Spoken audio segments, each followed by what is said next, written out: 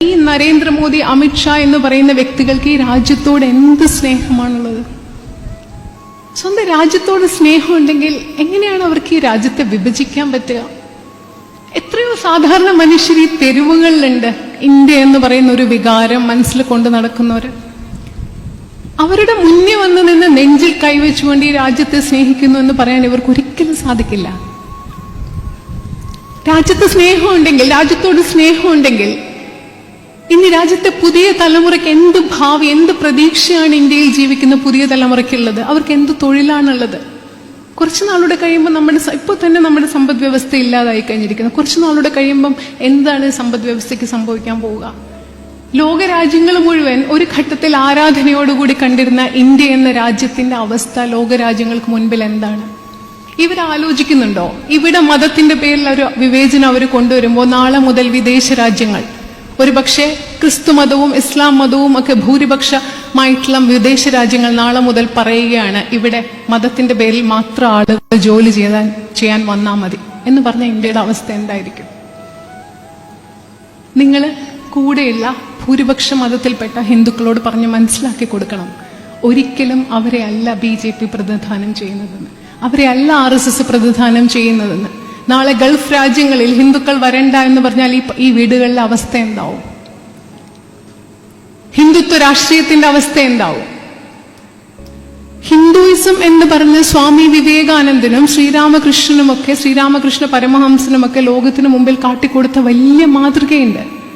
അത് അമിത്ഷായും മോദിയും പറയുന്ന ഹിന്ദുത്വ രാഷ്ട്രീയമല്ല. ഇത് തമ്മിൽ യാതൊരു സാമ്യവുമല്ല. ഭൂരിപക്ഷത്തിൽ പെടുന്ന ധാരാളം ഹിന്ദുക്കൾ അന്ധമായി വിശ്വസിച്ചിരിക്കുകയാണ് ഇവര് ഹിന്ദുക്കളെ സംരക്ഷിക്കാൻ വേണ്ടിയാണ് ഇറങ്ങിയിരിക്കുന്നത്. അതും അധികാരം കിട്ടാനുള്ള, വോട്ട് നേടാനുള്ള ഇവരുടെ കള്ളക്കളി മാത്രം. ഇവിടെ വേറെ എന്താ സംഭവിക്കുന്നത്? നിങ്ങൾ ഈ അപകടം മനസ്സിലാക്കണം. നമ്മൾ പൗരത്വ നിയമത്തിനെതിരെ പ്രതിഷേധിക്കുമ്പോൾ ഫാഷിസം എന്ന് പറയുമ്പോൾ സാംസ്കാരിക ഫാഷിസം മാത്രമല്ല, സാമ്പത്തിക ഫാഷിസം രാജ്യം മുഴുവൻ കുറെ പേർക്ക് എഴുതി വിൽക്കുകയാണ്, മോദിയുടെ കൂട്ടുകാർക്ക്. അത് നമ്മൾ മനസ്സിലാക്കണം. ഈ കൂട്ടായ്മകളിൽ അത്തരം വിഷയങ്ങൾ വരണം. ഈ രാജ്യത്തെ യുവാക്കൾ ഇന്ന് പൗരത്വ നിയമത്തിനെതിരെ തെരുവിലിറങ്ങിയ പോലെ ചോദിക്കണം, ഞങ്ങൾക്ക് തൊഴിലെവിടെ? ഞങ്ങളുടെ രാജ്യം നിങ്ങൾ എന്തിനു നശിപ്പിക്കുന്നു? ഇതിനെതിരെ ശക്തമായ പ്രക്ഷോഭങ്ങൾ ഉണ്ടാവണം. ഇവിടെയുള്ള മുഴുവൻ ഭൂരിപക്ഷ സമുദായത്തിൽപ്പെട്ട ഹിന്ദുക്കളും മനസ്സിലാക്കണം, അവരെ പ്രതിനിധാനം ചെയ്യുന്ന രാഷ്ട്രീയ പ്രത്യയശാസ്ത്രമല്ല BJP. ഒരു വരേണ്യ ബ്രാഹ്മണ്യ വർഗത്തിന്റെ മാത്രം നന്മയ്ക്ക് വേണ്ടി പ്രവർത്തിക്കുന്ന, ദളിതരെയും ആദിവാസികളെയും സ്ത്രീകളെയും സാധാരണ മനുഷ്യരെയും എല്ലാം നിഷ്കരുണം പുറന്തള്ളുന്ന ഒരു വരേണ്യ പ്രത്യയശാസ്ത്രത്തിന്റെ ഭാഗമാണ് അവർ പ്രതിനിധാനം ചെയ്യുന്നത്. അതാണ് ഈ രാജ്യത്തെ സാധാരണ ജനങ്ങളെ അവർക്ക് ഉൾക്കൊള്ളാനാവില്ല. അവരുടെ പ്രശ്നം മനസ്സിലാക്കാൻ അവർക്ക് സാധിക്കില്ല. ഈ രാജ്യത്തിന്റെ ഐക്യം എന്താണെന്ന് അവർക്കറിയില്ല.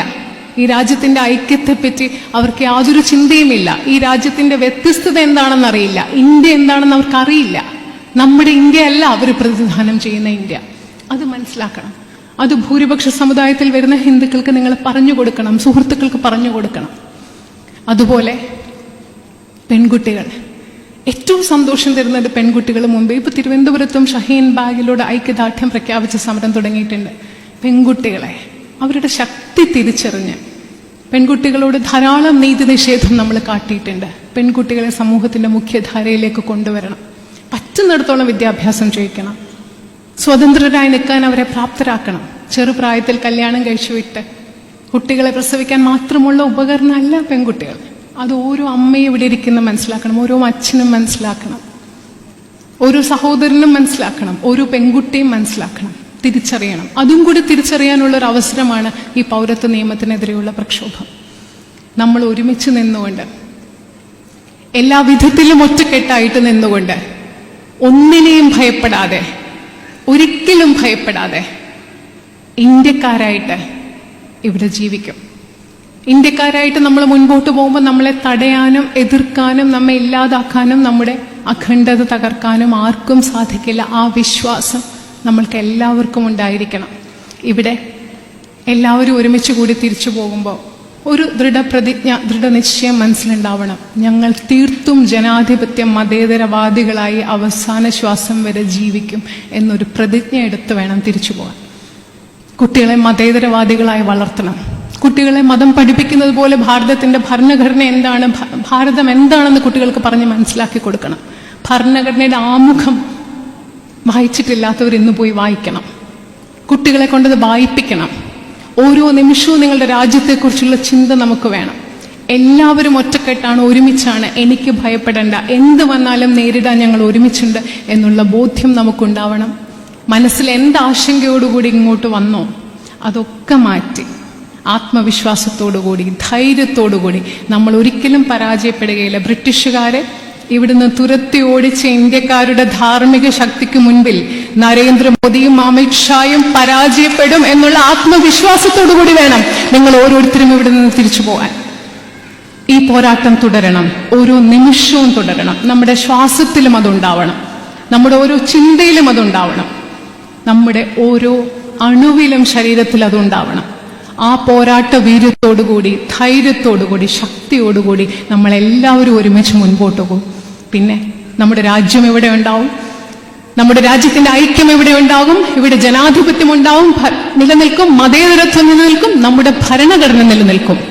അവസാനം ഇതിന്റെ എല്ലാറ്റിന്റെയും മുൻപിൽ അടിപതറുന്ന, തോറ്റു തുന്നം പാടുന്ന അമിത്ഷായെയും മോദിയെയും RSSനെയും കാണാൻ നമ്മൾ ഓരോരുത്തരും ഇവിടെ ഉണ്ടാകും. അതിന് നമ്മൾക്ക് ഓരോരുത്തർക്കും കഴിയും എന്ന പൂർണ്ണ ബോധ്യത്തോടുകൂടി, ആത്മവിശ്വാസത്തോടുകൂടി, മനുഷ്യരായി സ്നേഹത്തോടെ, സാഹോദര്യത്തോടെ എല്ലാവരെയും ചേർത്ത് പിടിക്കുന്ന ഒരു അന്തരീക്ഷത്തിൽ, എല്ലാവരോടും നിറഞ്ഞ സ്നേഹത്തോടെ, മതേതര ജനാധിപത്യ വിശ്വാസികളായി നമ്മൾക്ക് ജീവിച്ചിരിക്കുന്നിടത്തോളം കഴിയാൻ സാധിക്കും. ആ പാരമ്പര്യം നിങ്ങളുടെ അടുത്ത തലമുറയിലേക്കും പകർന്നു കൊടുക്കാൻ നമ്മൾക്ക് ഓരോരുത്തർക്കും സാധിക്കും.